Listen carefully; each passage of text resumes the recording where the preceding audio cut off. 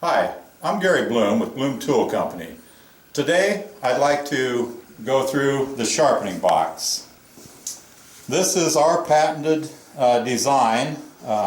Like everything I do, it's a little bit different. A normal sharpening jig is used by taking the tool, putting it in the jig, and so you're moving the tool over the stone. In this design, we're going to mount the tool in this adjustable angle block. We're going to use a setting block to set it a specific height above the box here, and then we're going to use our stone, which we'll be riding on the tool to sharpen it from the top side. So I think the best way to do this is to just show you a little bit about the box first. Over here on this side we have an angled scale marked off in 1 degree increments, so we can, there is 0, go all the way up to 60 degrees. It's very easy to set that right to whatever degree or half degree you want. We'll set it to 30 degrees here. And then this black knob here locks it in place.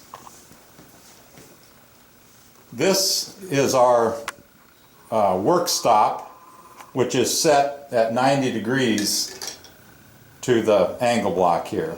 So when we put our tool against that stop, it's going to be 90 degrees to this, which is parallel with the top surface. This here is a cam clamp. This is an improvement over our earlier boxes. So when we tighten this, we push it up against the tool and tighten the top screw, and then it's going to have a little throw on it to wedge it over against the work stop there.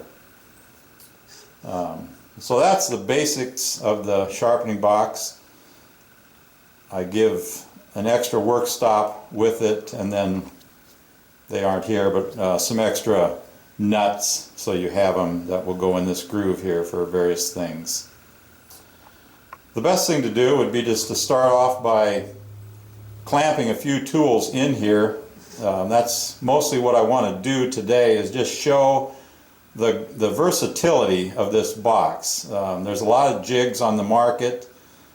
Most of them are limited, or they require extra accessories to make them work for various tools. And what I want to do today is show that with this setup we really don't need any extra accessories, and with a little imagination you can clamp and sharpen almost any tool with this setup. So let's start with something as simple as a chisel. The first thing we'll do is push it over against the work stop there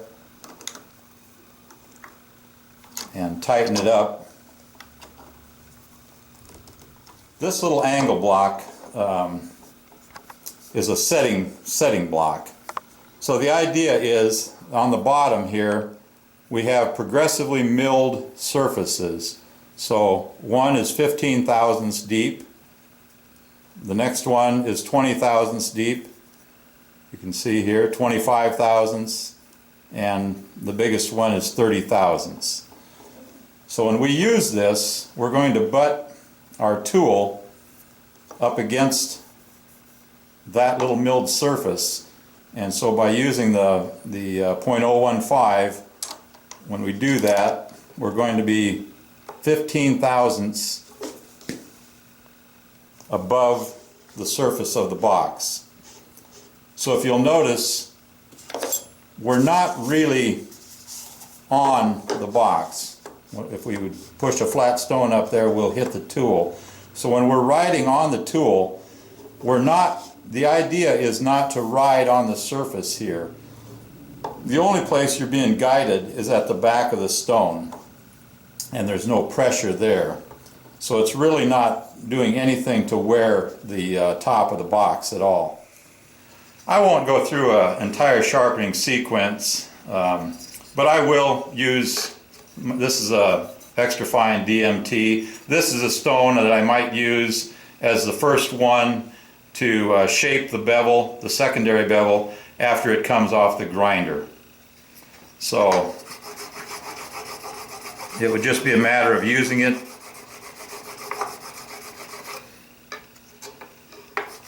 You can look at your bevel as it's being formed.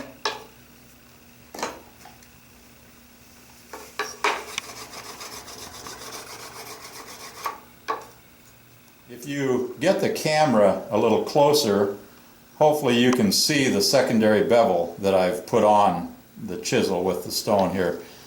I won't go through the rest of the sharpening sequence, but you would follow that up then with, well, this is a ceramic stone here.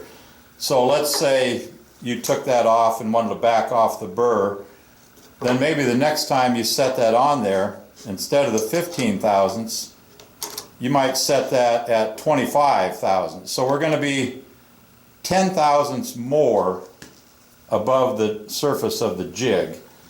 What that does is that creates another little micro bevel. So the higher we go here, the steeper the bevel angle. So we're going up a very tiny amount, but it does ensure that you always reach the edge with your next stone. So you can do that as many times as you want.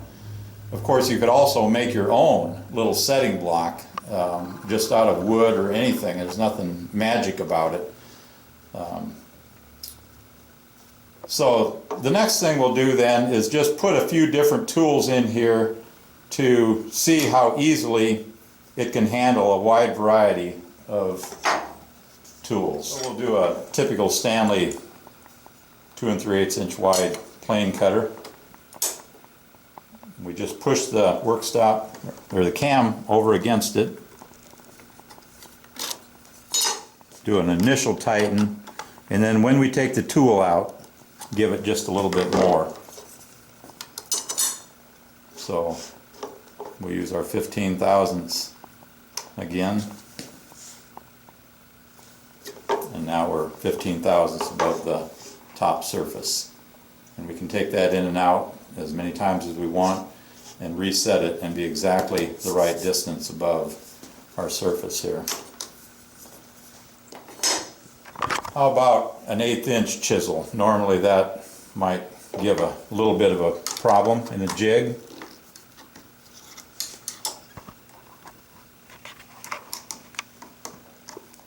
Take that over.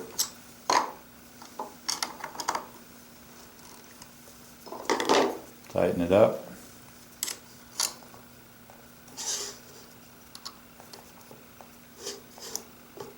Let's stay with our 15 thousandths.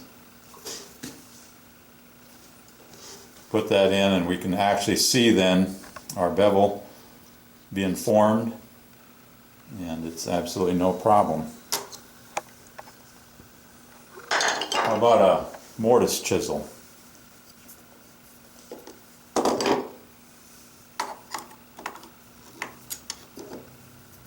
Since we're always bearing on the flat side of the tool as opposed to the beveled side, we're always at the right angle that way. This tool again,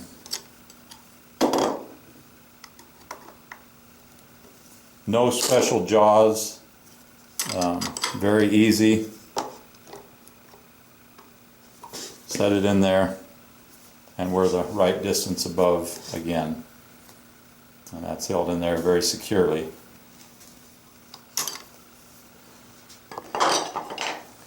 An old wooden plow plane iron.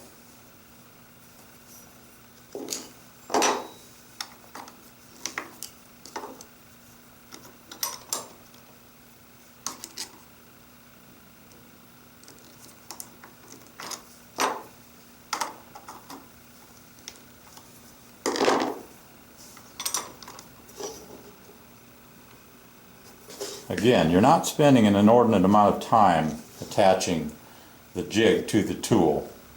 It really goes pretty quick.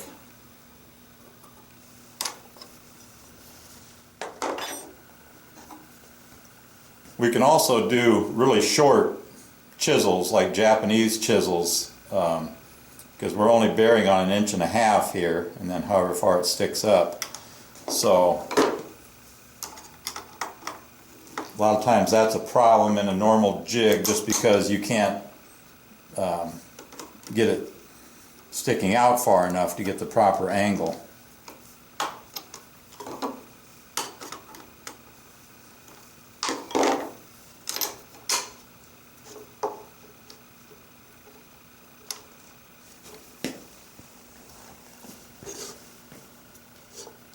We're automatically squared by being against our work stop over here.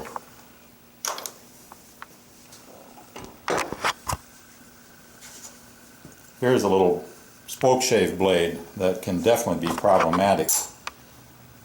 One of the nice features about this is that we can get the nut loosened. We can move our cam clamp into that top groove. So any kind of shorter blades, then we're clamping it higher up on the tool. So let's try this.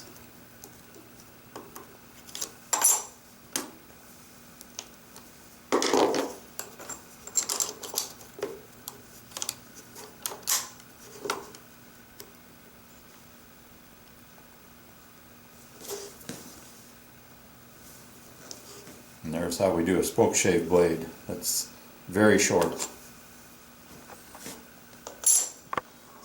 One of the things we can also do is sharpen scraper blades.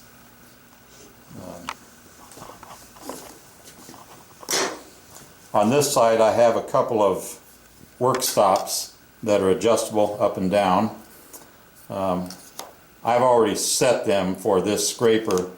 What I did was leave it so it's just slightly above the surface. So we can take a diamond stone, or you could even take a file if you want to have a reference surface and just draw file it. But a diamond stone works nice. So we can be just slightly above our surface here and get a nice square edge, and then go ahead and do our stoning. And then you can use any stone you like, really. Here's a nice little ceramic that would work well also.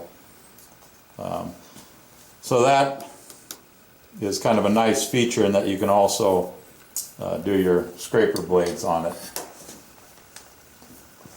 I have this big old nasty pig sticker here. I have no idea why I ground that notch into it years ago, but it's the biggest one I have. I'll move the work stop back, or the cam clamp back down to the bottom row.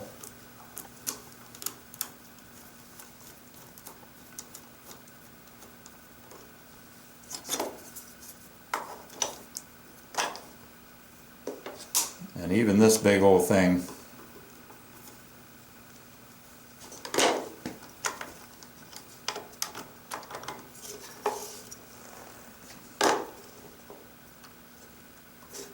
if I had a nice edge ground on there.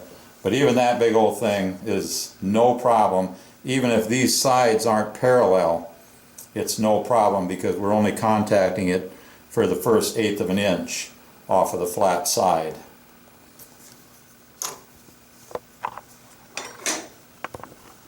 You've probably seen these two skew tools laying here. They're also able to be done on this. The first thing we would do is change the 90-degree work stop here.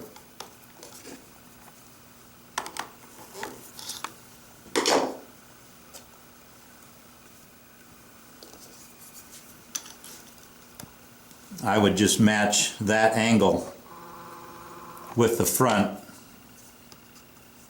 of the angle block.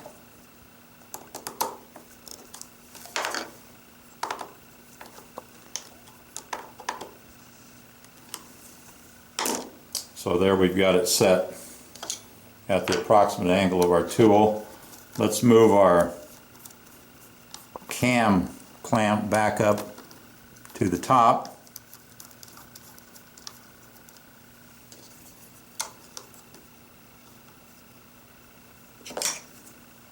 And use this just like we just did on the straight stuff.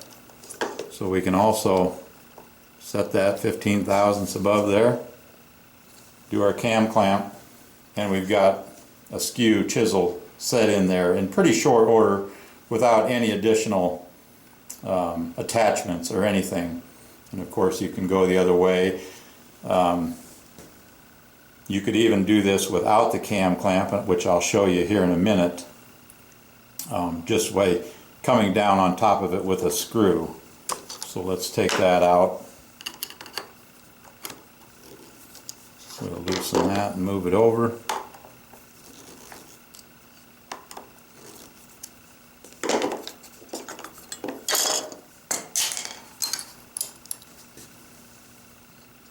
So in this one, we've got a great big skew blade off of an old wooden rabbet plane. Obviously hasn't been sharpened in a while.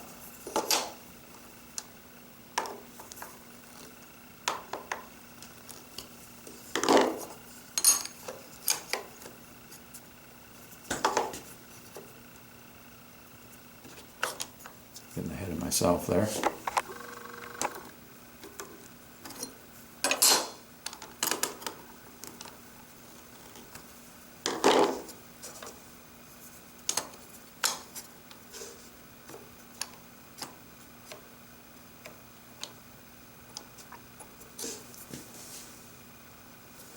And we can set that in there like that. One of the things I was alluding to earlier was that we can also take this cam clamp off of here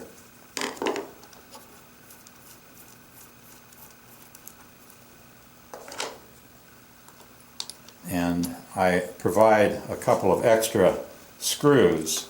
So let's say we didn't have room for that cam clamp, or maybe we don't even want to use this left work stop here. We can actually set this just by using a couple of screws. Here we only really need one because we're up against the work stop, but that could be gone and we could actually put the other screw on this side. So when we have just the blank angle block, it gives us a huge platform to do all kinds of various skewed tools, as well as just any other tool. These are just a few of the ones I could think of here, but really it's just limited by your imagination. When you're able to set the angle, you can also set the height. And you can use clamps on here. I've sharpened scraper blades just by clamping them with a little C-clamp to the bottom of the clamp. Really just limited only by your imagination.